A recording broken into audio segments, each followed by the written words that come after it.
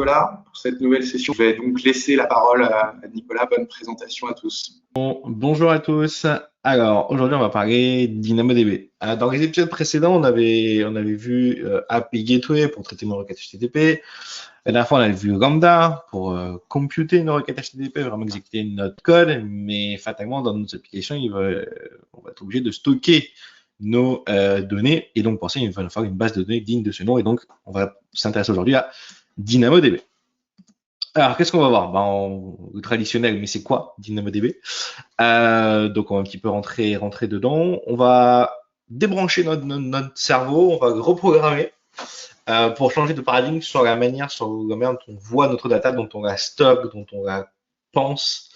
On va ensuite voir comment on doit bien indexer nos données pour bien les rechercher. Et puis, évidemment, les limitations que DynamoDB peut avoir, mais vous verrez que c'est quand même un service qu'il y en a assez peu. Contrairement à ce que vous pouvez avoir Lambda ou à API Gateway avec des limites assez strictes. Là, il y a assez peu de limitations au final. Quelques bonnes pratiques sur DynamoDB et puis toujours des exemples d'architecture sur comment vous pouvez utiliser DynamoDB dans votre infrastructure. Allez, on commence tout de suite, mais c'est quoi DynamoDB? Alors, si on reprend la définition que donne AWS, ils me disent Amazon DynamoDB est une base de données clé-valeur NoSQL entièrement gérée et sans serveur, conçu pour exécuter des applications haute performance à n'importe quelle échelle. DynamoDB offre une sécurité intégrée, des sauvegardes continues, une réplication multi-région automatisée, une mise en cache en mémoire et des outils d'importation et d'exportation des données. Ouf, beaucoup de choses. Donc, j'ai mis en rouge tout ce qui peut être intéressant. Effectivement, premier élément important, c'est que c'est du NoSQL. Donc, si vous aviez l'habitude de Postgre, de MySQL, de SQL Server, voire de Oracle, là, on change complètement son fusil d'époque. Entièrement géré et sans serveur, ça tombe bien parce que c'est un petit peu toutes les thématiques que j'aborde dans cette série de webinaires, c'est du serveur. C'est vraiment de l'infrastructure sans serveur. On ne gère rien. On n'est pas sysadmin, on est architecte, on est développeur et on veut concevoir des infrastructures hautement résilientes, scalables. D'ailleurs, c'est intéressant parce que ça parle de haute performance pour que ça puisse passer à l'échelle. Donc, on a toujours cette notion de scalabilité. Et puis, des choses aussi un petit intéressantes, des sauvegardes en continu, réplication multi-région. Donc, pareil, ça renforce le côté de résilience que peut offrir DynamoDB. Donc, ça, c'est une base de données. Hop, on la démarre, on l'a, et ça marche. On s'occupe de rien, contrairement à des services comme RDS, Relation Database Services, qui va vous permettre de démarrer du coup des instances Postgre, MySQL, etc. Mais vous avez une notion que derrière, vous devez prouver une capacité, vous devez définir une taille d'instance, même si vous ne gérez pas la machine sous-jacente, vous avez quand même une notion que à un instant T, votre instance RDS tourne sur un serveur physique. En fait. Là, sur DynamoDB, c'est complètement abstrait. Alors, DynamoDB, ça a été lancé le 18 janvier 2012, donc c'est quand même un petit moment. On a maintenant 10 ans de recul sur DynamoDB, donc on peut dire que c'est un service qui est quand même largement éprouvé. C'est managé par AWS, comme on l'a dit. C'est un service qui est régional, donc vous allez pouvoir créer en fait vos tables DynamoDB par région, et c'est par défaut multi-AZ. Donc on rappelle les AZ, c'est les Availability Zones, les data centers au final qu'une région peut composer.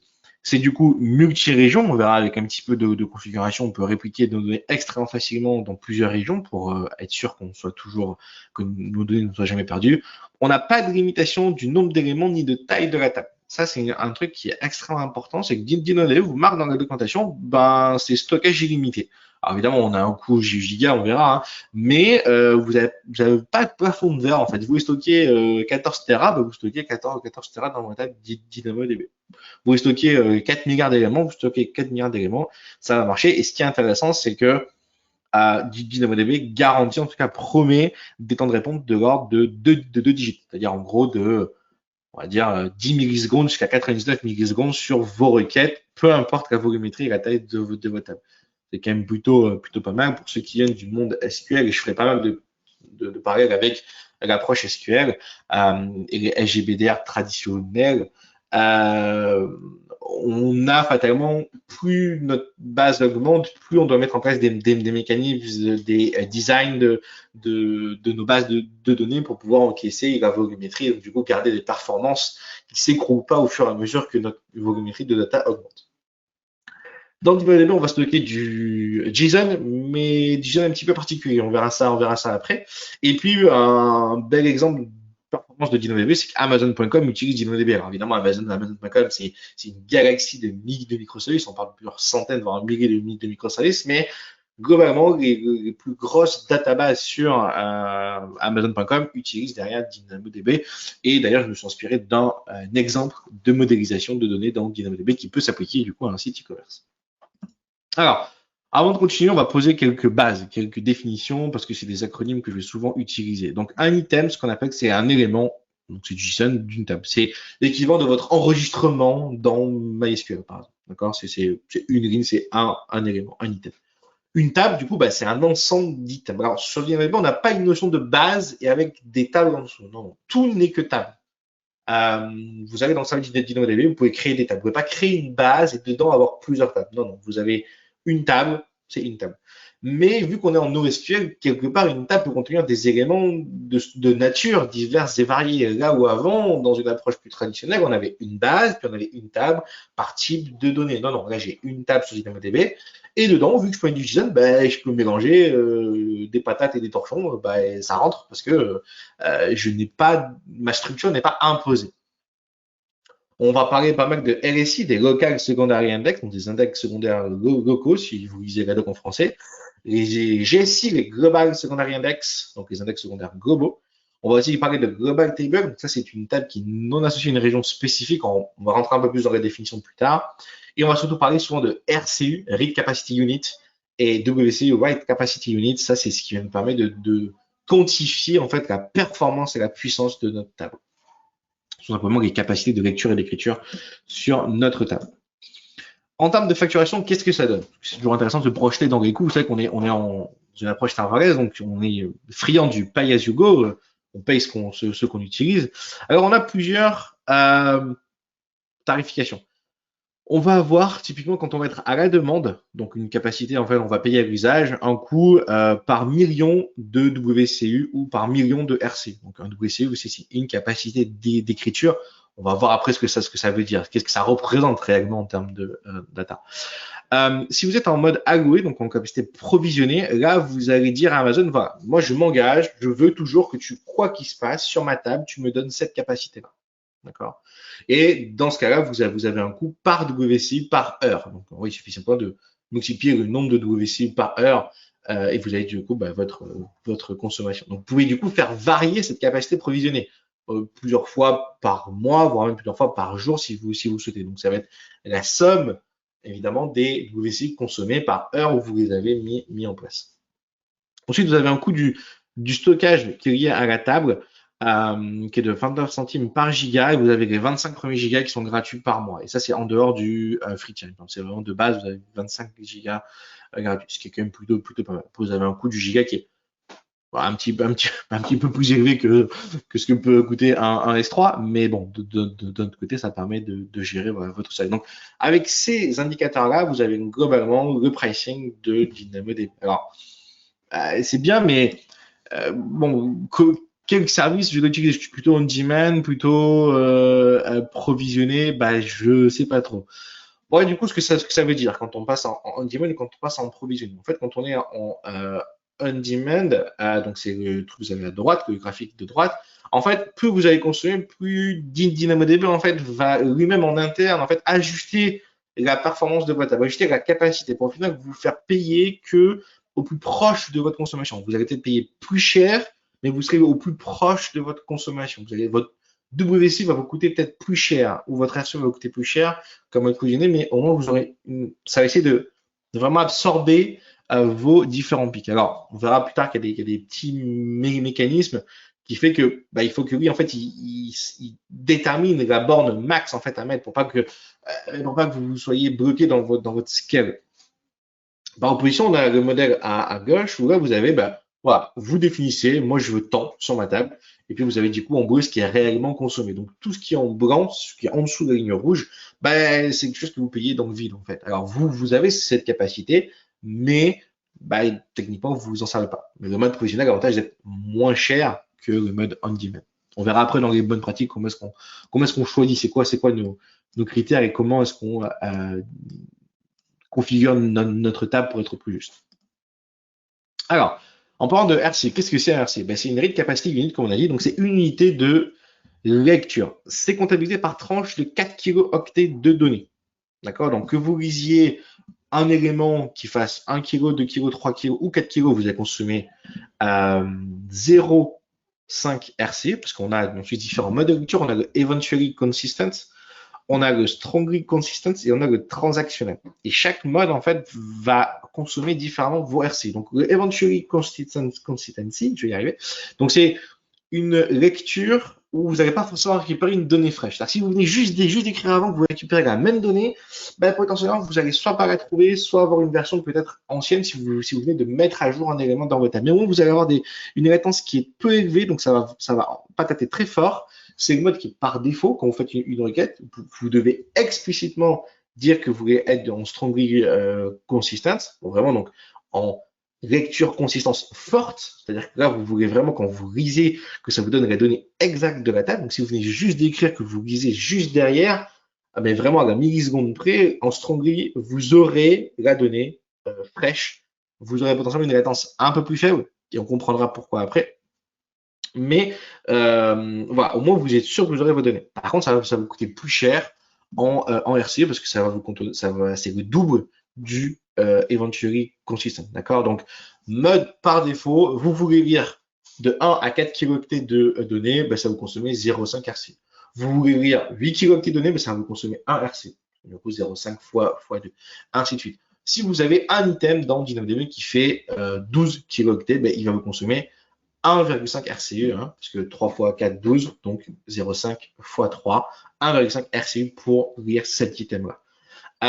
Etc., etc. Et donc, si vous êtes en mode transactionnel, donc typiquement dans une transaction acide, ce genre de choses, là, ça va vous consommer 2 RC par tranche de 4 kg. Donc, c'est vraiment ce qui vous coûte le plus cher. Je vous ai mis le détail du pricing en bas si vous voulez aller voir. C'est pas mal expliqué. Bon, ça, c'est pour lire sur notre table, mais il va aussi falloir qu'on écrive sur notre table. Bon, bah là, c'est un petit peu plus simple. On a du coup donc le WC, le Write Capacity Unit. Ça correspond à une unité d'écriture. Et là, c'est par tranche de 1 kilooctet de données.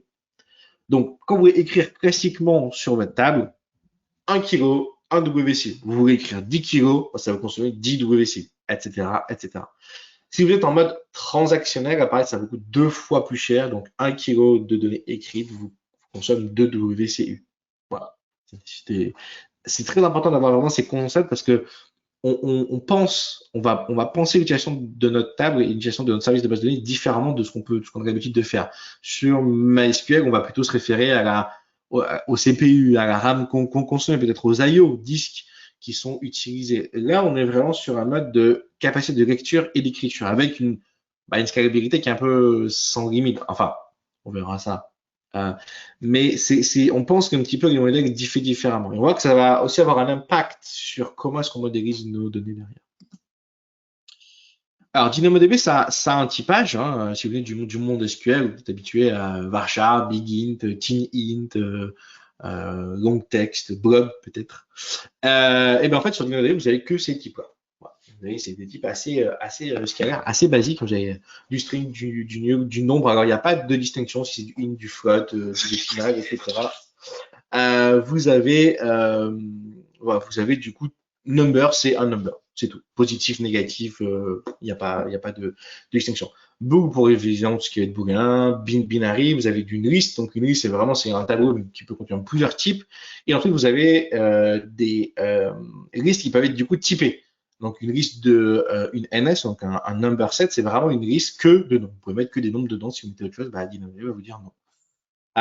Vous avez du coup les maps qui permettent du coup d'imbriquer des objets. Vu qu'on est en JSON, c'est toujours intéressant de pouvoir imbriquer des objets dans des propriétés. Alors, qu'est-ce que ça veut dire aussi stocker dans DynamoDB? En fait, vous avez à gauche un JSON classique où on a envie de pouvoir stocker dans DynamoDB. Puis quand vous allez stocker dans DynamoDB, en fait, si vous utilisez le SDK de Web, vous avez une petite fonction qui s'appelle Marshal qui va vous permettre en fait de marshaller vos données, c'est-à-dire en gros de les transformer dans la représentation de DynamoDB.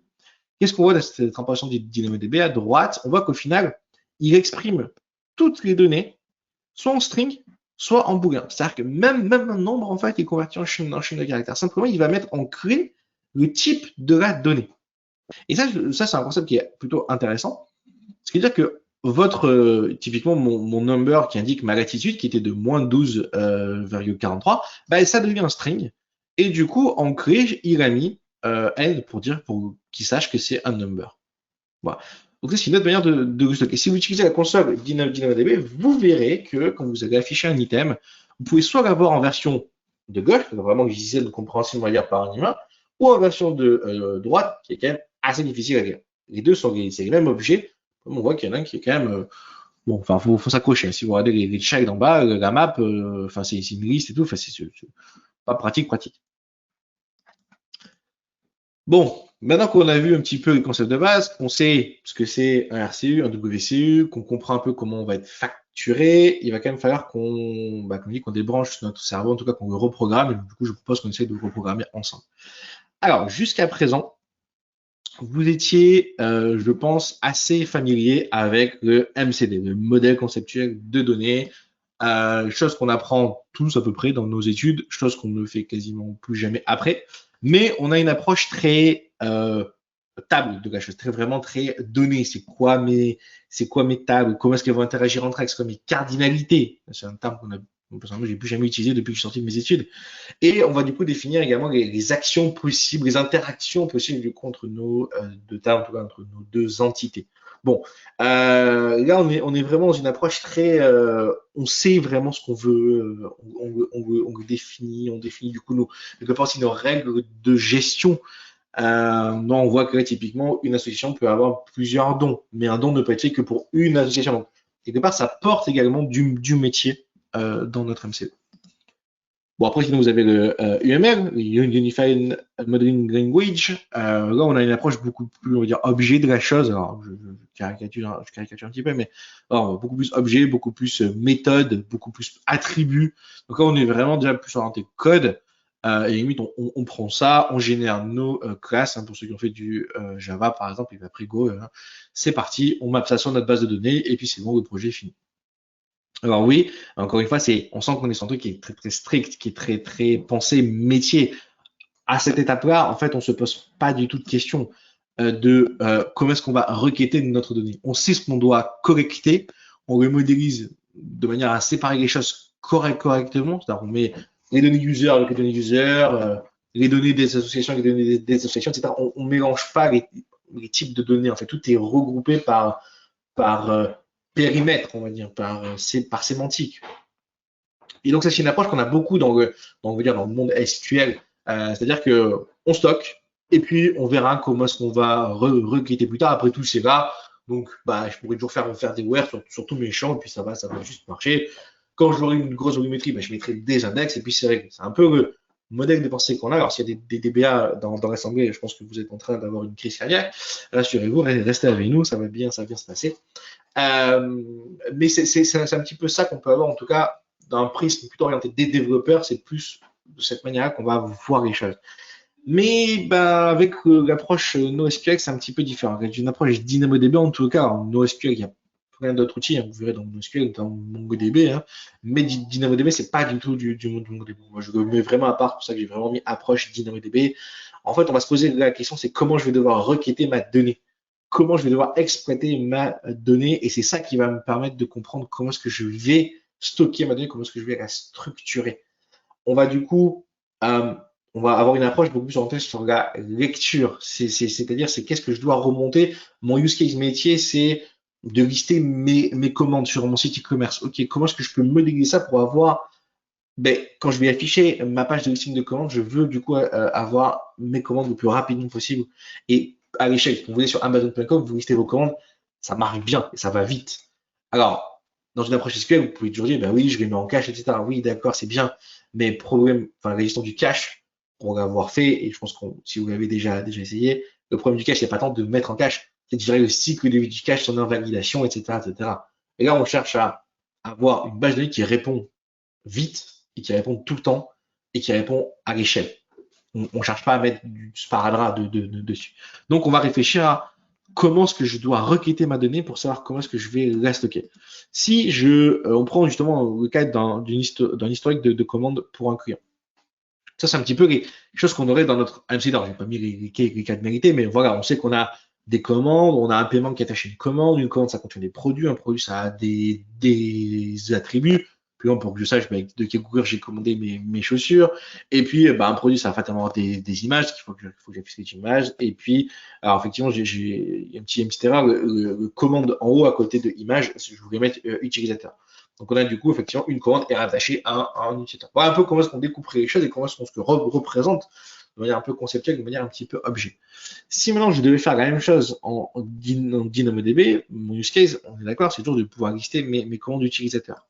Et ben en fait, je modéliserais comme ça mon objet qui représente ma commande.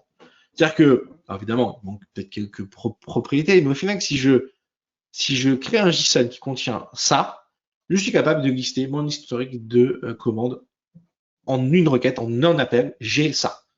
Je fais pas de jointure, je fais pas de trucs, etc. Parce que j'ai stocké ma donnée de la manière dont je vais avoir besoin pour la requêter, pour pouvoir l'afficher à mon client, pour répondre à mon besoin métier. Donc, je récupère ma commande comme ça, j'ai tout ce qu'il me faut pour pouvoir afficher ma page de commande. Et donc, on voit fatalement que c'est beaucoup plus rapide. C'est beaucoup plus rapide de pouvoir stocker des choses comme ça. Alors, on voit qu'il y a quand même deux champs un petit peu particuliers, donc j'ai appelé partition key et puis sort key. On va voir un petit peu ce que c'est.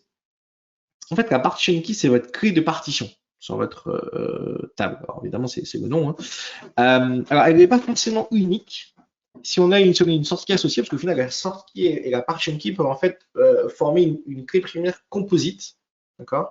Mais si vous définissez dans votre table uniquement une partition key, vous ne définissez pas de sort key, alors votre partition key devient unique. Elle doit vraiment être unique. Si vous avez les deux, ça c'est la création de la table, qu'on va définir ça, on ne pourra pas changer par la suite. Attention aussi à la modélisation de votre modélisation pour du NoSQL, ça fait rire, mais en tout cas la configuration de votre table, parce qu'après vous ne pourrez plus le changer. On verra qu'il y a des mécanismes pour le faire un petit peu, mais bon. Donc, vous avez le droit de stocker jusqu'à 10 gigas de données par partition key. Ça, c'est une première limitation. C'est intéressant de l'avoir en tête parce qu'on peut vite être amené à vouloir mettre des partition keys génériques, genre commande. Et puis, du coup, dans ma source key, je mets l'identifiant de ma commande. Oui, attention, sauf que si vous avez du succès, ce que je vous souhaite, quand vous allez avoir plus de 10 gigas de commandes, vous ne pourrez plus stocker ça dans votre table. Donc, attention. Vous pouvez mettre de 1 bit à 2048 bits en taille de partition key. Elle est obligatoire sur une table, ça, vous ne pouvez pas créer une table juste avec une source key, vous devez forcément créer une table avec une partition key. Et puis, vous devez faire une recherche exacte sur votre partition key. Ça, c'est extrêmement important, c'est-à-dire que vous devez connaître précisément, ça doit avoir un match vraiment exact sur la chaîne de caractères qui était tel que c'est écrit dans votre partition key. Par opposition, du coup, enfin, par opposition, par complémentarité, on a la sort key. Ça, c'est une clé de tri. Ça peut former un couple, du coup, avec votre partition key. Dans ces cas-là, ce couple doit être unique. Si vous avez un item qui a ce couple-là des partition key plus ce sort key, si vous en avez un deuxième, en fait, vous allez avoir une erreur. C'est-à-dire que vous ne pourrez pas en avoir deux. Alors, plus précisément, ça va écraser le premier. Si vous donnez à DynamoDB un item qui a une partition key, une sortie d'un item qui existe déjà, il va juste écraser l'item qui existait déjà pour remplacer avec votre nouvelle donnée. Et on a vraiment une unicité.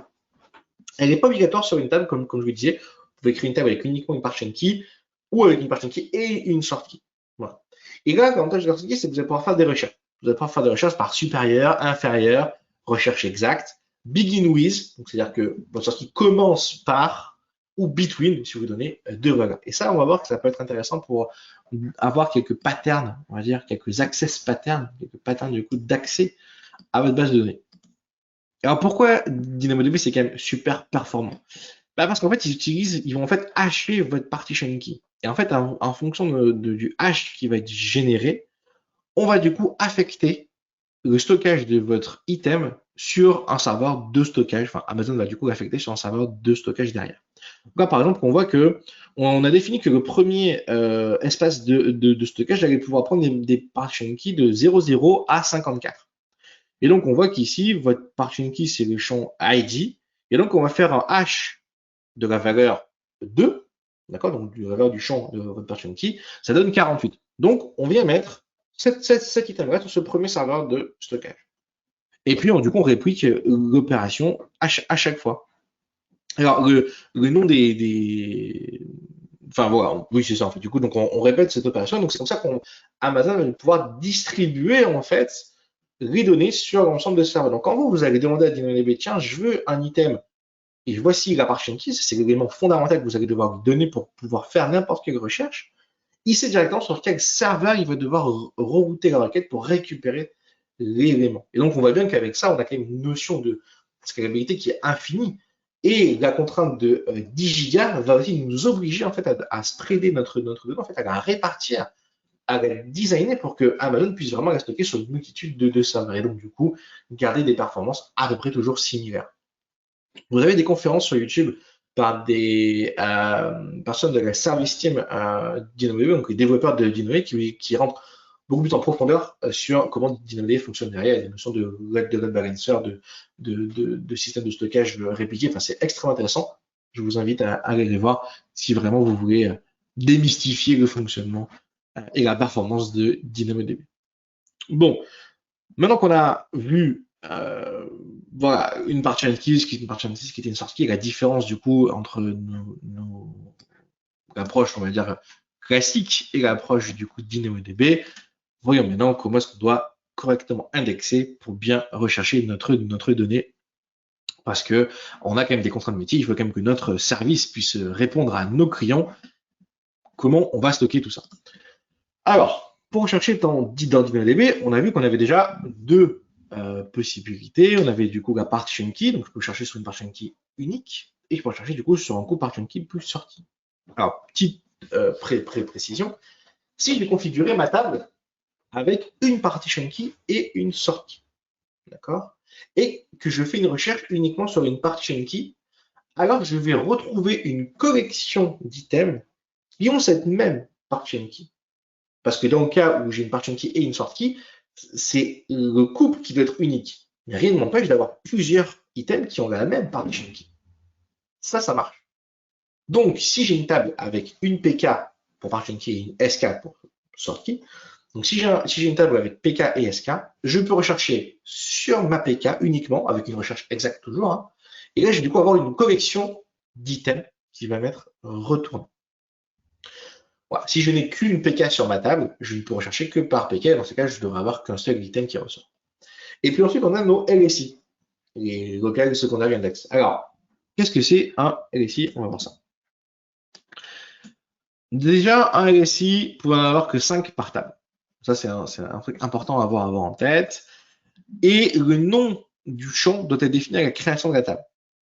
Ça, vous allez dire, ben voilà, si tu trouves un champ qui s'appelle LSI1, et ben en fait, c'est ce champ-là qui va servir à être indexé. Donc ça va vous obliger, en tout cas d'un point de vue métier, à peut-être définir des champs qui soient génériques pour contenir du coup vos données indexées. Le type du champ doit également être défini à la création de la table. C'est-à-dire que si vous dites, voilà, ça c'est un champ LSI de type string. Donc, c'est-à-dire que dedans, vous pourrez stocker que du string. Si vous mettez autre chose, votre DynamoDB va vous dire non. Non, moi tu m'as dit que ça devait être un string. Moi, je m'attends à ce que tu m'envoies un string. Ça permet de projeter toute ou partie des attributs dans l'index. Qu'est-ce que ça veut dire? C'est-à-dire que quand on va utiliser notre LSI pour rechercher du coup sur un autre champ, on va en fait accéder à un index. C'est comme si on accédait à une sous-partie de la table, si on peut se schématiser comme ça. Et ça qu'on va DynamoDB, en fait, lui, il va maintenir cet index. Et on peut lui dire, en fait, dans cet index-là, je veux que tu m'envoies que soit tous les attributs de l'item, c'est vraiment tu projettes l'item complet, soit certains attributs. Ça peut être aussi pratique. Pourquoi ça peut être intéressant? Parce que derrière, vous avez une limitation de 10 gigas par index. Donc, si vous projetez l'intégralité de votre item dans chacun de vos index, au final, vous risquez fatalement d'être assez rapidement à court. Donc, une pratique, ça pourrait vous allez uniquement projeter partition key, sort key dans l'index.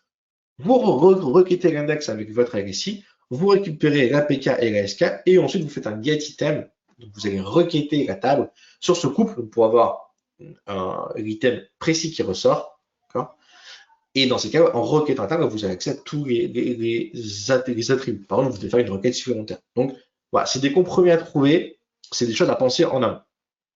Et donc, quand vous requêtez l'index, en fait, vous allez consommer les RCU et les WCU de la table. comment chercher dans DynamoDB du coup? Si on reprend ma slide d'avant, on voit qu'on a du coup un peu plus de capacité. Parce que quand on va interroger un LSI, on doit toujours donner la partie key.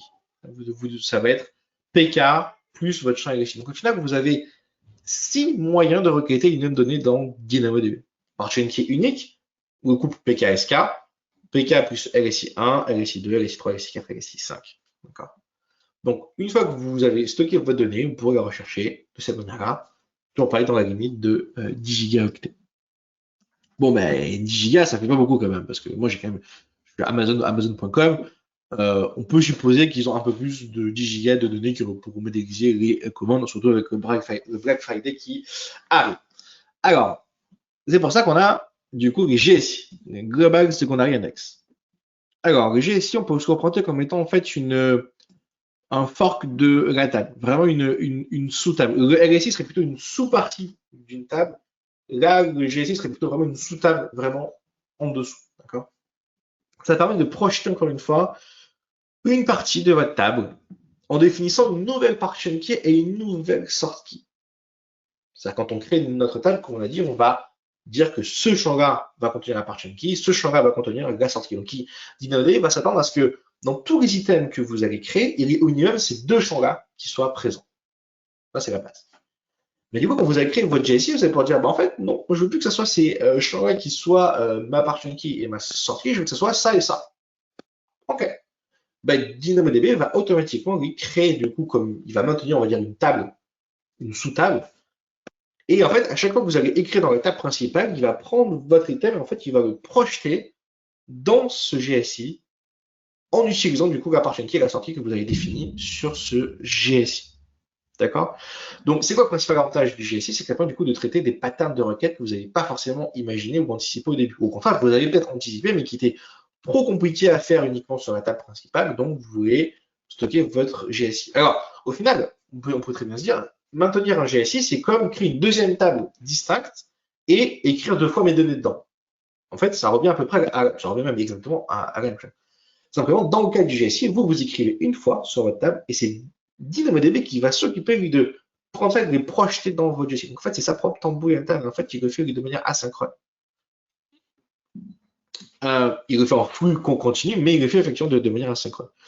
L'autre avantage du GSI, c'est que vous n'avez pas de limite de taille. Contrairement au LSI où vous avez du coup une limite à 10 Go, vous n'avez aucune limite de taille de votre GSI. Par contre, vous allez devoir gérer les RC et les WC que vous voulez affecter à ce GSI-là. Là, ça peut être un peu plus compliqué parce que vous allez potentiellement payer des capacités, enfin de la lecture deux fois en fait. C'est-à-dire que si vous mettez en provisionné, vous allez payer les capacités de la table plus les capacités de votre GSI derrière.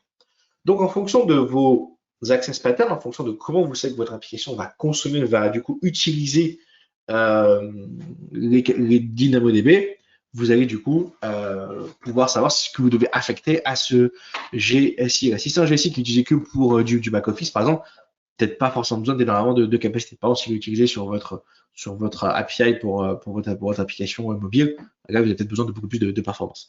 Et en termes de stockage, en fait, vous allez payer deux fois le stockage. Une fois du stockage dans la table et une fois du stockage dans le GSI. Alors, comment chercher dans DynamoDB? En fait, vous avez trois grandes méthodes. Vous avez le getItem qui permet de trouver un item précis. Donc, voilà, vous devez donner un couple, un match exact. Donc, PKSK, PKLSI1, etc., etc.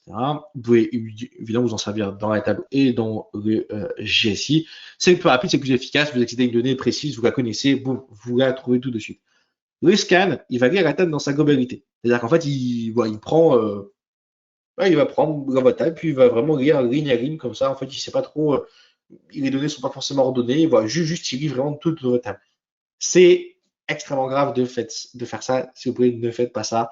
Parce que ça va être extrêmement gourmand en RC. Si votre table fait 10 gigas, et que vous consommez 0,5 RC par tranche de 4 kilooctets, je vous laisse imaginer combien de RC vous allez consommer. C'est assez énorme. Et DynamoDB ici a une petite limitation, c'est-à-dire qu'à chaque fois, il va vous retourner que 1 méga de données max. Donc, vous allez faire une requête, et en fait, il va vous donner 1 méga. Et puis, il va vous donner en fait une capacité pour le rappeler, en fait, le token suivant pour le rappeler, pour du coup continuer votre requête, etc., etc. Donc, vous n'allez pas pouvoir avoir une requête qui vous retourne toute votre donnée, donc c'est par tranche de 1 méga maximum. Et puis, vous allez ensuite pouvoir faire une query. Alors, une query, ça va vous permettre de vous retourner une correction digitale. Ça peut être une recherche sur une partition key, qui va du coup vous donner tous les éléments qui matchent avec votre partition key. Ça peut être gourmand en RCU, évidemment, si vous faites des queries qui sont pas extrêmement optimisées. Et puis, pareil, toujours, ça vous retourne un méga de données maximum à chaque fois.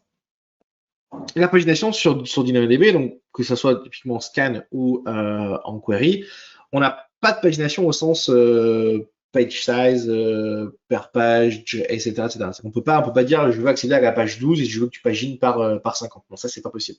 Vous avez une approche du coup en curseur, en mode scroll infini en fait. Là je vous ai mis à droite un petit exemple de l'API de Facebook. L'API graph de Facebook, bah, typiquement elle a un mode curseur. C'est-à-dire comme vous requêtez l'API, puis elle vous dit bah voilà, tu es là. Le curseur d'après, c'est ça, le curseur d'avant, c'est ça. Mais en fait, on ne peut pas compter le nombre d'éléments total qu'on a sur DynamoDB. Ça revient du coup à faire un scan pour compter chaque entrée. Donc ça, c'est aussi un élément à prendre en compte. Sur MySQL, en tout cas en SQL, c'est assez facile de pouvoir faire de la pagination parce que vous avez le mot-clé limite qui permet du coup de vous dire où est-ce que vous êtes. Là, sur DynamoDB, c'est pas possible. Vous attaquez votre liste et du coup, vous allez scroller, etc. Donc à chaque fois, vous allez DynamoDB vous dire, bah, il y en a encore, parce que je te renvoie un curseur, il y en a encore. Puis quand vous avez plus de curseur que vous renvoie DynamoDB, bah, c'est que vous êtes arrivé à la fin. Voilà. Une notion de filtre du coup sur DynamoDB. Alors vous allez pouvoir faire des filtres justement sur des scans ou sur des queries. Mais c'est intéressant de comprendre comment ça marche en fait le filtre. Le filtre en fait il intervient après le résultat de la requête à DynamoDB. Vous faites votre query va générer, va consommer du RC, votre query ou votre scan va consommer du RC. Une fois que les 1 méga de données sont remontés, là vous allez DynamoDB va appliquer le filtre pour parmi les items qui sont remontés, filtrer ceux qui matchent avec vos critères. Et ça, c'est extrêmement intéressant de comprendre ça parce que si vous faites typiquement un scan sur votre, par exemple, vous voulez scanner, vous avez une partition key, vous avez mis user et vous voulez scanner du coup tous vos users, mais vous voulez en fait choisir que les users qui sont actifs. Et le champ actif, vous l'avez pas indexé dans un RSI ou dans un GSI. Donc vous allez scanner vous allez lancer votre requête de scan. Et là, manque de peau sur ce premier méga de données, tous vos utilisateurs ils sont désactivés. Donc vous voyez tous ceux qui sont actifs. En fait, il va d'ailleurs vous dire, il n'y a pas de résultat. Il va vous donner un token suivant pour passer à la page d'après, parce qu'il sait qu'il y en a encore, mais vous n'allez rien avoir comme résultat, parce que le filtre s'applique après l'exécution de la requête. Ça c'est extrêmement important de comprendre, parce que ne pensez pas que les filtres, c'est un peu comme vos workers dans SQL, où vous allez pouvoir rechercher sur tous les filtres. Vous allez pouvoir rechercher sur tous les champs, mais uniquement une fois que vos données auront été remontées sur DynamoDB. C'est-à-dire que vous aurez en fait trouvé en fait vos données par rapport aux champs indexés, c'est-à-dire soit dans votre GSI, soit par la partition key, la sortie ou vos champs LSI. Alors, un petit exemple de structuration pour illustrer ce qu'on vient de se dire. On va prendre deux cas. Je veux recharger toutes les commandes d'un utilisateur. Dire, ok, mais comment est-ce que je vais indexer en fait mes commandes sur DynamoDB? Eh bien, je vais tout simplement mettre en PK user et mon user ID. Et puis en order, en SK, je peux mettre du coup order et puis je peux mettre ensuite mon order ID. Et du coup, je vais pouvoir faire un begin with sur order. Comme quand je suis authentifié sur mon site e-commerce, je connais mon user ID. Donc, je suis capable de faire cette requête-là. Et puis, ça me permet également, si par exemple, je veux stocker également mes commentaires, je pourrais avoir une SK, comment, dièse, et puis l'identifiant de mon commentaire. Et comme ça, je peux accéder à mes données par rapport à un user. Évidemment, si on réfléchit par rapport à l'utilisation, dans ce cas-là, je ne peux stocker que 10 gigas de données par utilisateur. Est-ce que c'est une problématique pour mon application? Ça, à voir par rapport à la volumétrie que j'anticipe, etc., etc. Mais 10 gigas de JSON, ça commence à faire un petit peu de données. Donc ça, c'est un pattern pour stocker typiquement vos commandes. Je vais trier mes commandes par utilisateur pour avoir un filtre par date, par exemple. Typiquement, ce qu'on a sur Amazon.com, vous pouvez visualiser vos commandes année par année. Là, en fait, en SK, je vais plutôt mettre en fait le timestamp de la création de mon order. Je vais utiliser du coup un between ou un égal, etc. pour en fait restreindre par rapport à une temporalité.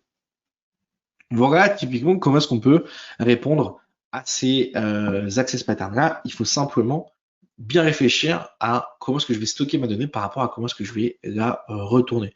Évidemment, les deux que j'ai indiqués ici sont parfaitement compatibles simultanément. Je peux très bien avoir dans ma table, je vais stocker par rapport au premier access pattern, c'est-à-dire rechercher le commande d'un utilisateur, et puis dans mon GSI, je vais projeter des attributs me permettant de répondre au deuxième access pattern si jamais j'en ai également besoin. C'est juste que ça va me coûter plus cher en stockage, parce que je vais stocker 2 fois ma commande, mais je peux répondre du coup à ces problématiques, à ces besoins métiers. Bon, en termes de limitation, pour une fois, c'est une section qui va aller assez vite parce que il n'y a pas beaucoup de limitations sur DynamoDB. Alors la première, effectivement, on n'a pas du tout parlé pour l'instant, on ne peut pas stocker plus de 400 kilooctets par item. Ça, c'est pas négociable, c'est pas ajustable. Donc, chaque entrée dans DynamoDB, c'est pas plus de 400 kg. Donc, si vous comptiez stocker, comme certains le font dans mes SQL, des champs blob pour mettre des images, des fichiers, etc., on oublie, c'est pas fait pour. Ça, allez les mettre sur S3, ça, c'est fait pour.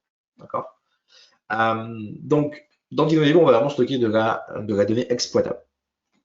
On ne peut pas rajouter de RSI une fois que la table est créée. Ça, effectivement, ça c'est ce qu'on a dit tout à l'heure. Donc, pensez, imaginez si vous allez devoir utiliser vos DRSI ou pas en amont, parce qu'une fois que c'est créé, c'est créé. On peut rajouter des DGSI n'importe quand. Ça, c'est l'avantage. Vous pouvez dire, là, maintenant, vous allez sur la table en production, vous cliquez sur un Global Secondary Index et vous pouvez en ajouter comme vous le souhaitez. On est limité par défaut à 40 000 RC, 40 000 WC par table. Que ce soit en mode on-demand ou provisionné, mais ça, l'avantage, c'est que c'est ajustable. Vous pouvez faire une augmentation au niveau de service quota sur AWS pour dire, voilà, moi, je suis une grosse application, j'ai besoin de beaucoup de performance, je veux demander plus, et dans ce cas, vous pourrez obtenir plus en fonction de votre région, etc. On n'a pas de limite de taille sur la table. C'est clairement indiqué dans la documentation, ils disent, allez-y, quoi, stockez, et puis vous avez un coût par 1 giga, mais voilà, c'est quand même plutôt intéressant. Vous avez le droit par défaut à 2500 tables par région. Ça, c'est pareil, c'est ajustable. Donc, si vous avez soit plusieurs applications, soit vous avez des applications extrêmement distribuées dans une approche plutôt orientée service, voire microservice, c'est toujours intéressant de savoir qu'il y a cette limitation, mais qui peut du coup être élevée. Vous pouvez avoir 10 Tera par jour de réplication ajustable. On va voir ce que c'est un petit peu la réplication juste après, mais c'est aussi qu'il y a une limite de bande passante par défaut entre les régions pour répliquer les données de votre table, mais ça peut être encore une fois ajusté. Vous avez droit à 20 GSI par table. Ça, pour le coup, c'est ajustable. Contrairement les LSI, c'est 5 et c'est mort. Les GSI, vous avez déjà 20 et ensuite vous allez pouvoir ajuster. Si vous êtes amené à créer 20 GSI sur votre table, vous êtes sans doute un problème de modélisation de votre donnée, ou alors vous y prenez pas forcément comme la meilleure, la plus optimisée possible. La partition key, comme on l'a dit, donc c'est de 1 bit à 2048. La sortie, c'est de 1 bit à 1024 bits. Ça, c'est pas ajustable. Et puis, vous avez un nombre, quand vous stockez en type number, ça peut avoir jusqu'à 39 digits. Une précision, voilà, ça vous donne un petit peu la précision que vous pouvez stocker dans DynamoDB. Alors, quelques bonnes pratiques en DynamoDB. Hop.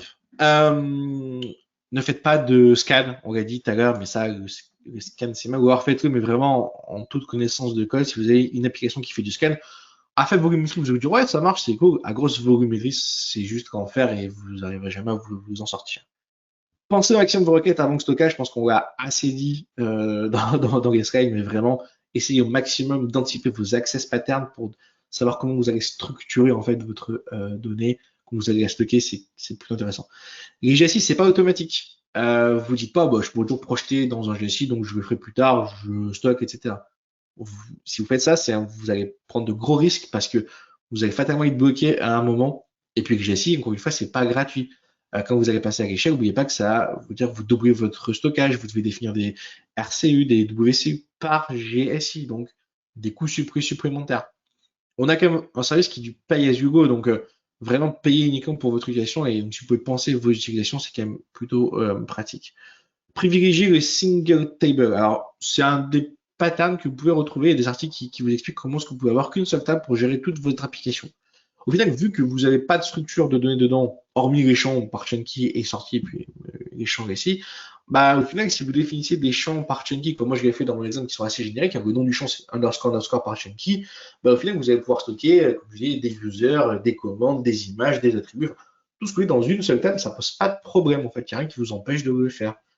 Si vous avez une approche, vous dire, bah voilà, je vais transposer mon modèle de données SQL en DynamoDB, du coup, je vais créer plein de tables, etc., et faire des requêtes cross-table. Non, ça, c'est pas fait pour. En fait, vous privez d'un énorme avantage. Et vous allez devoir maintenir chacune de vos tables, maintenir du coup les capacités sur chacune de vos tables, etc., etc. C'est assez compliqué. Ça se fait, mais moi, en tout cas, je vous déconseille de le faire. Attention au RSI, une question de 10 gigas, ça peut arriver vite en fonction de vos applications. Donc, vous connaissez, si vous êtes dans le cadre d'une refonte, vous connaissez peut-être votre volumétrie actuelle. Voilà, vous pouvez anticiper, vous faites une petite règle, vous appliquez un coef de sécurité et puis on est bon. Commencez sur du on-demand et observez vos patterns et ensuite vous ajustez. Ça, c'est extrêmement important. Partez pas sur du provisionné, ça va vous coûter cher pour rien. Donc, on commence, on met on-demand. On va voir comment est-ce que mon application elle se comporte, comment est-ce qu'elle va scaler, les pics de trafic, vous avez peut-être plus de trafic à certaines heures de la journée, moins d'autres, etc. Donc, vous vous mettez, au moins vous êtes sûr que vous ne serez pas bloqué. Et ensuite, une fois que c'est fait, que vous avez compris comment vos utilisateurs utilisent votre application, vous allez pouvoir ajuster éventuellement pour optimiser vos coûts. Mais encore une fois, avant que vous ayez des coûts DynamoDB élevés, vraiment vous ayez une très très grosse application. On évite de faire beaucoup de requêtes, ça c'est plus pour vos applications. Une requête DynamoDB, c'est une requête HTTP, donc attention, ça fait pas mal d'aller-retour. On aimerait que les données qui doivent être lues ensemble. Typiquement, je vais prendre l'exemple de tout à l'heure. Dans ma commande, j'ai mis les produits, les attributs, les images, etc. En fait, j'ai fait une photographie à un instant T de mon panier, on va dire, et je l'ai représenté dans un seul objet. Utiliser des transactions, ça c'est pas mal. Maintenant, en plus, depuis quelques semaines, maintenant, c'est passé à 100 opérations. Ça va pouvoir faire dans une seule requête à DynamoDB, vous allez pouvoir passer jusqu'à 100 opérations alors, dans une limite de 4 mégaoctets de données à écrire. Mais l'avantage, c'est que ça va être acide. Donc, c'est atomique, c'est consistant, c'est isolé et c'est durable. Si je traduis assez grossièrement. Donc, ça veut dire que si vous avez une des opérations qui échoue, en fait, votre transaction ne n'est pas committée, enfin, ne va pas être appliquée. Donc, si vous voulez modifier plusieurs documents en même temps, etc., une transaction est tout à fait l'idéal. Et puis aussi utiliser les fonctions de DynamoDB. En fait, quand vous allez faire vos requêtes, vous allez pouvoir utiliser des petites fonctions, notamment dans le cas de update pour ajouter un élément à une map ou à une liste, savoir si un attribut existe sur un document et du coup aussi utiliser des conditional check, c'est-à-dire sur vos requêtes, vous allez pouvoir dire ben, je mets à jour que si mon attribut ça existe par hasard, etc., etc. Des choses plutôt intéressantes. C'est vraiment optimiser au maximum. Le time to live, le TTL, ça c'est une capacité de DynamoDB. Vous pouvez définir en fait un champ où en fait vous allez mettre un timestamp dedans, vous allez dire à DynamoDB, voilà, ça c'est un champ, c'est pour mon TTL. Du coup, quand le timestamp courant va en fait être, quand le TTL en fait va arriver à l'expiration, d'accord, automatiquement DynamoDB va lui-même supprimer l'item de votre base. Alors il peut faire jusqu'à 48 heures passer le TTL, c'est pas à la seconde près. Mais si vous voulez avoir une capacité de purge automatique de votre table, par exemple, ça peut être un bon moyen pour le faire sans devoir typiquement mettre un cron avec EventBridge, une lambda qui va du coup faire une requête, choper les éléments, les supprimer. Non, vous pouvez directement déléguer ça à DynamoDB, plutôt pratique. Le PITR, Point in Time Recovery. Alors, ça va sauvegarder votre table de manière automatique à la seconde près sur une rétention de 35 jours. C'est-à-dire une fois que vous avez coché ça dans la console, vous pouvez remonter, vous pouvez restaurer votre table à la seconde près durant les 35 derniers jours. Ça peut être extrêmement pratique, ça ne vous coûte pas grand-chose.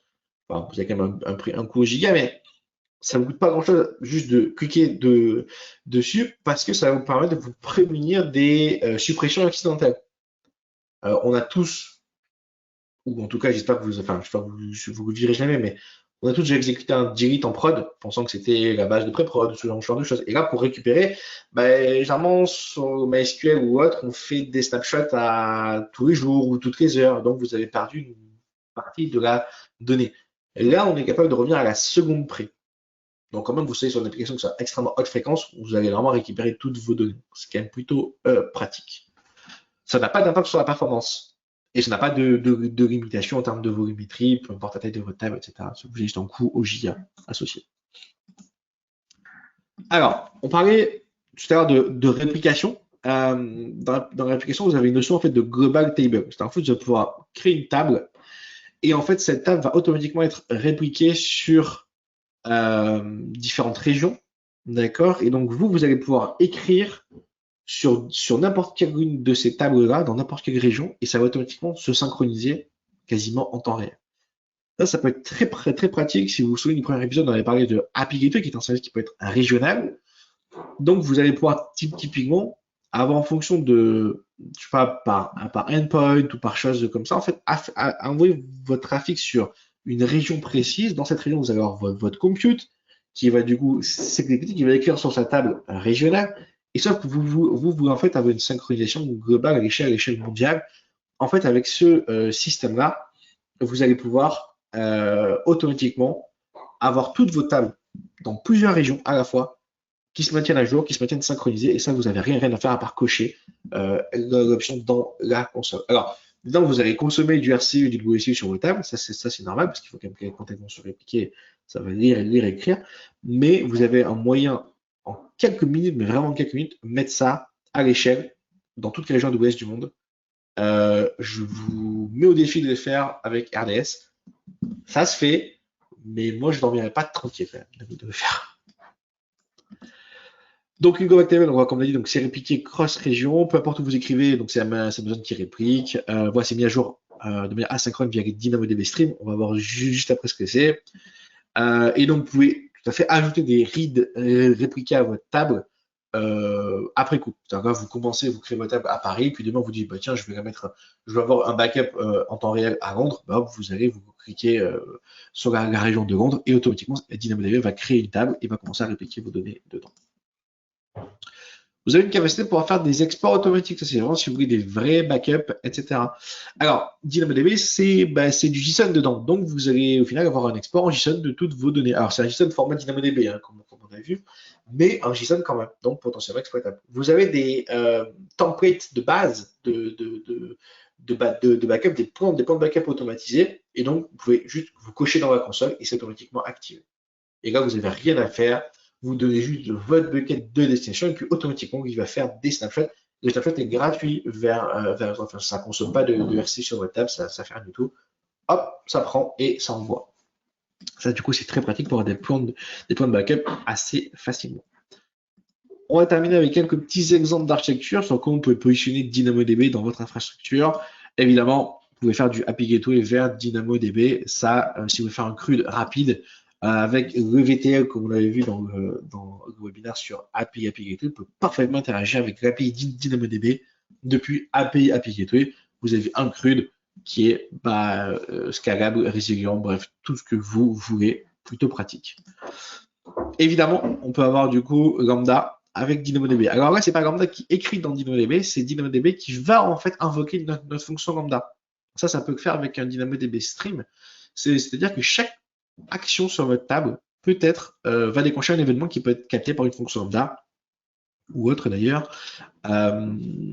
Et donc, vous allez pouvoir définir qu'est-ce que vous voulez voir comme événement. Des événements de modification, de suppression, ajout, évidemment. Et à chaque fois, vous allez avoir typiquement sur une modification l'élément d'avant et l'élément d'après. Vous allez pouvoir du coup faire le lead vous-même. Tout ça, c'est envoyé sous forme d'événements anti-sell à votre fonction lambda. Donc, si vous voulez typiquement avoir des choses qui font de l'audit ou des choses qui font de faire un traitement asynchrone, plutôt que ce soit votre code qui écrive dans la table, puis ensuite qui dise à une deuxième code applicatif, vas-y, exécute-toi maintenant. Vous n'avez pas forcément besoin, juste vous écrivez dans la table, après c'est DynamoDB qui va s'occuper de révéler votre fonction lambda pour continuer à la suite du process du traitement métier de manière asynchrone. Ça peut être très pratique. Sachant que sur Lambda, vous avez une capacité à pouvoir mettre comme configurer votre trigger, à pouvoir filtrer en fait l'événement qui va déclencher votre fonction Lambda. Ça, c'est quelque chose qui est arrivé il y a quelques mois, enfin c'est assez récent. Avant ça, en fait, dès qu'il y avait un événement sur DynamoDB, peu importe l'objet que ça concernait, peu importe la partition key que ça concernait, etc., ça invoquait votre fonction Lambda.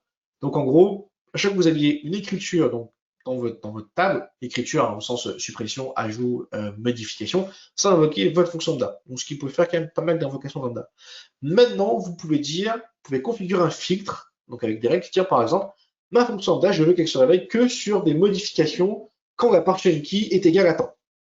Et donc, ça peut vous permettre du coup d'avoir vraiment de réduire votre nombre d'invocations lambda à uniquement ce qui doit conditionner un processus, un traitement de métier spécifique. Plutôt pratique.